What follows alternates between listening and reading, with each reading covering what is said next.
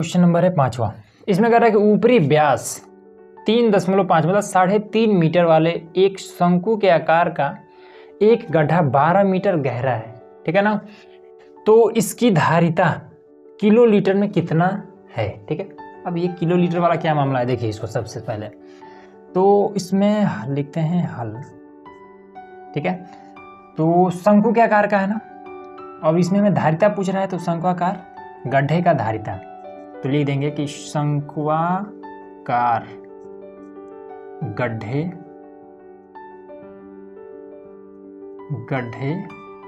की धारिता। शंक्वाकार गड्ढे की धारिता मतलब आयतन, तो आयतन का फॉर्मूला कितना होता है, 1/3 पाई आर स्क्वायर एच, ये होता है। अब इसमें दिया क्या है, तो व्यास मतलब कि d बराबर में कितना दिया है, 3.5 मीटर में है, ठीक है। और गड्ढा जैसे मान लेते हैं कि शंक्वाकार है ना, तो इस तरीके से गड्ढा है, ठीक, और ये ऊपर ही ऐसा है, ठीक है।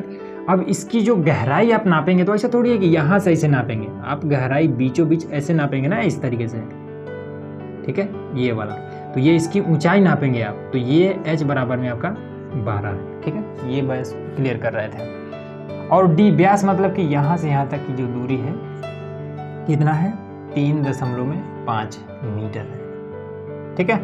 तो इसका त्रिज्या कितना हो जाएगा, इसी का आधा होता है, तो 3.5 का आधा कितना हो जाएगा, ये हो जाएगा 1.75 मीटर, आर निकल गया ये, ठीक है।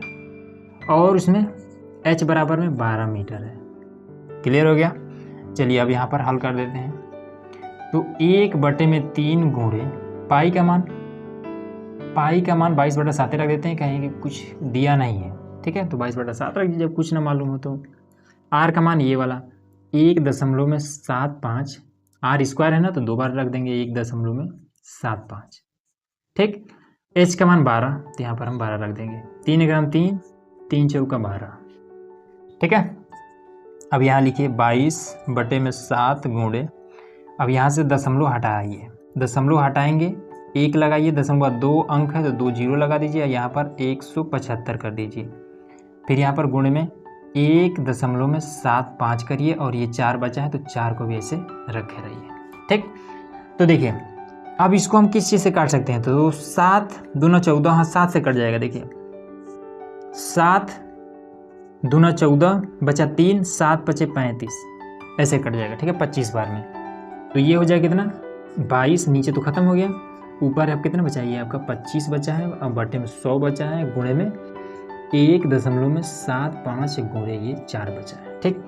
25 का नाम 25, 25 चौका 100, और 4 से ये खत्म।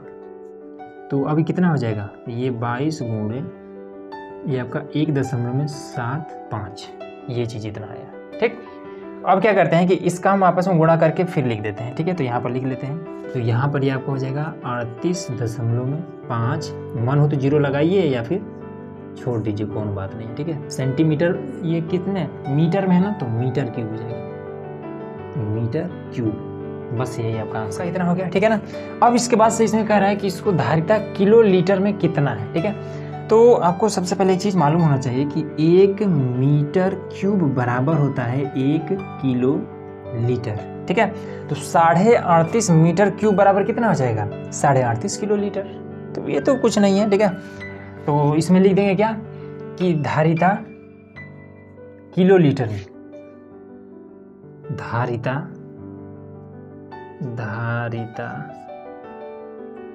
किलो लीटर में, किलो लीटर में 38.50 होगा, ठीक है।